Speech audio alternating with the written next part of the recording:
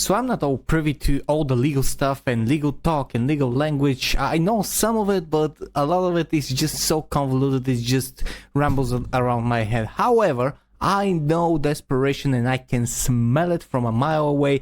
And this, my friends, this is desperation of the tastiest kind.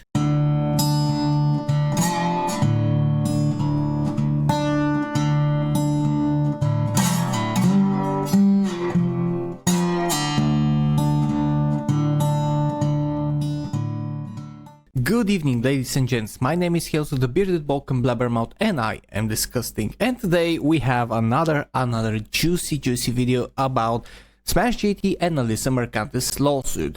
Now, for those of you who don't know, Alyssa Mercante is suing smashjt for some damages that I think even she doesn't know how to describe, especially after this last thing that we're now going to see. It's basically just flailing around baseless accusations one after another and trying to make them make sense, which she's failing, and her team especially is failing in the grandest sense of the term, because they cannot prove anything. They're doing a very bad job of providing actual and factual information, so they invent a lot of those things that are probably, in my opinion, going to very well work against them in court. And on one of my latest streams, Coffee Thoughts, I talked about that last response from smashjt's lawyer, who sent an official dismissal of the case request because it just didn't hold any merit.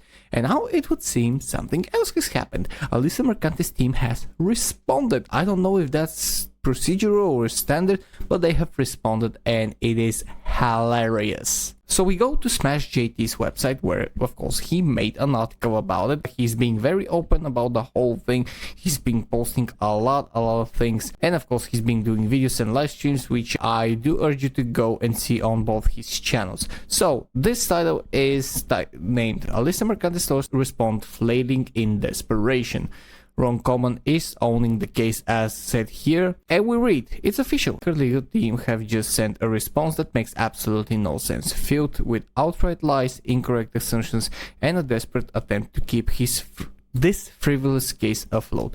It's clear that they're grasping at straws. He also inputs Ron Coleman's response before that, which was very stern and very direct and absolutely devastating on a legal level. So one of the things that apparently they're grasping at is the Hypnocast stuff. What they're actually trying to claim is that Hypnocast show is based in New York, on which apparently or allegedly smashjt made a lot of his accusations at. And they argue defendant's statements were broadcast from a location that falls within this court's jurisdiction, the court's jurisdiction being New York. This is completely false, says smashjt. I have personally confirmed that their assertion here about Hypnotic's location isn't true.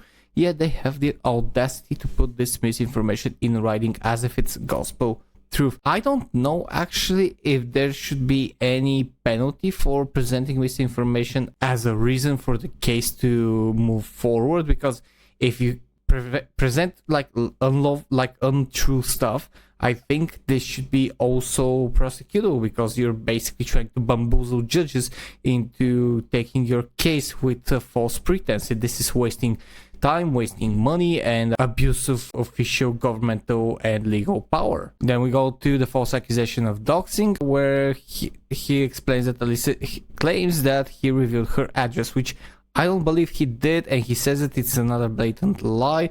Defendant disclosed plaintiff's residential address, placing her at risk. I don't think that's true. Smash explains this is an outright fabrication. I have never published her address anywhere, yet here she is trying to convince the court that I have.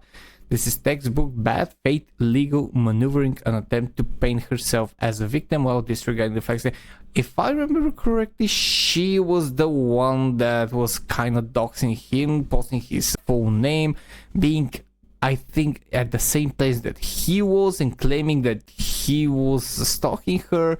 There was one thing about with the game arcade club very recently actually. Then we have the next one, the week's argument that goes nowhere. Like, this one is my favorite.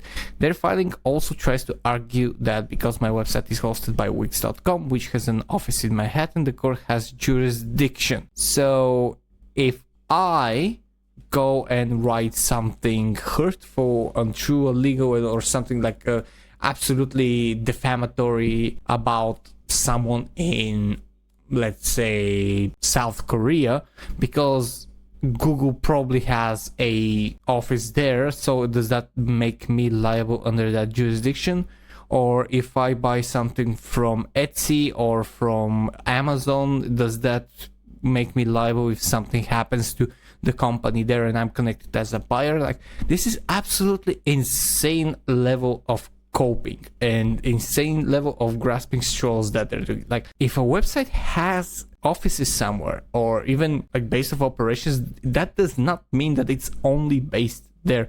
And even if it's based there, if you're using it physically outside of that jurisdiction, that means that you're just using the services. Yeah, they may be based there as a jurisdiction, like they may be, their main office may be based there, but if you're, let's say, in another country, that basically means nothing for where the office is at. It's a global service. It doesn't mean anything where their office is. That's absolute idiocy. Then he goes and posts actual pages from the response from Alyssa Mercante's legal team, Cohen and Green. Cohen, I don't know. It's clear that Mercante and her lawyers are desperate. That's true. They're pushing incorrect narratives, making wild assumptions, and outright lying in an attempt to keep this case alive. Again, I don't know if there's some penalty about this, but there should be, in my opinion. If they're lying, if they're like saying factual lies that are proven to be lies, I think that they should be prosecuted for this in the end. Plaintiff, and they wrote, plaintiff intends to amend her complaint to address new post-filing conduct. I don't know what that means, by the way, but I think that Alyssa Mercante is trying to change her accusations. A clear signal that they're scrambling to keep this case afloat with anything they can find. Like, you can find and claim anything you want, but again, she's a public figure, and someone talking about her on the internet is not a reason for her to file any sort of legal case. The fact that they're resorting to such ridiculous arguments prove that they have no real case. They're just throwing things at the wall and hoping something sticks. Yeah, but the wall is bouncy, so it won't work. Here, Smash posts the full legal letter. Like I've said a lot of times, he's being very open in these cases, with the McDiesel case, with the Alyssa Mercante's case. That's something that builds integrity, just for future reference. That's something that builds integrity when you're open like that. Like, just being open is amazing. And the full letter, I'm not gonna read it because it's a lot of legal gobbledygook.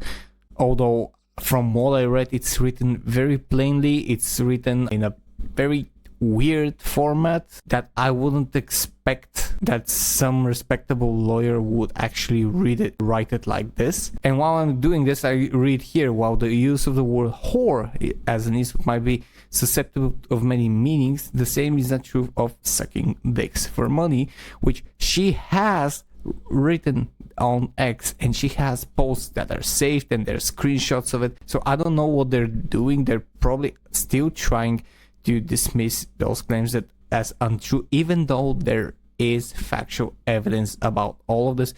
Some stuff I told this as exaggeration, and so on and so on. Here's a TED explanation. Again, I'm not very good on these things. Next, defendant inserts the word whore into the statements at issue, where the actual statements are purely factual. Kante was sucking this one. Yeah, that's factual.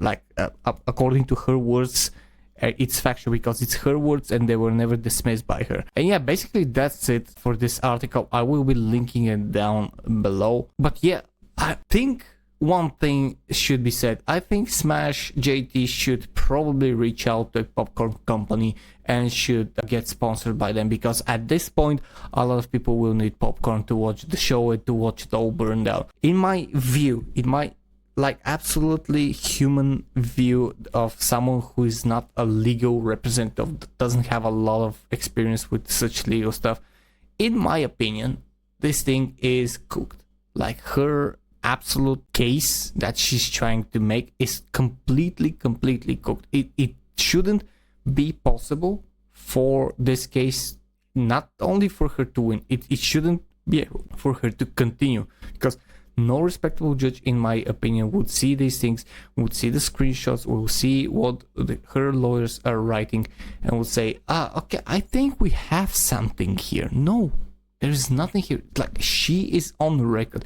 There are a lot of things that she's trying to dismiss in her legal terms, saying, it's okay, don't worry, we didn't mean like that, let's dismiss it, but let's continue with the case, we need the win. I don't know what they are probably trying to do. I think my personal opinion is that she is trying to maintain some sort of relevancy and public appearance, so that possibly with this case someone will come along and say, I am going to help you, I'm going to support you, I'm going to paint you as the victim on my social media or on my media website, and you gain more and more support. I think that's what Alyssa is secretly hoping for someone to come and elevate this thing in her favor, because currently she is drowning. She is completely drowning under the weight of everything coming to light, and from the sheer pressure of actual real world truth. And she needs to have a strong bubble where she can grow in and she can live out her fantasies, in my opinion,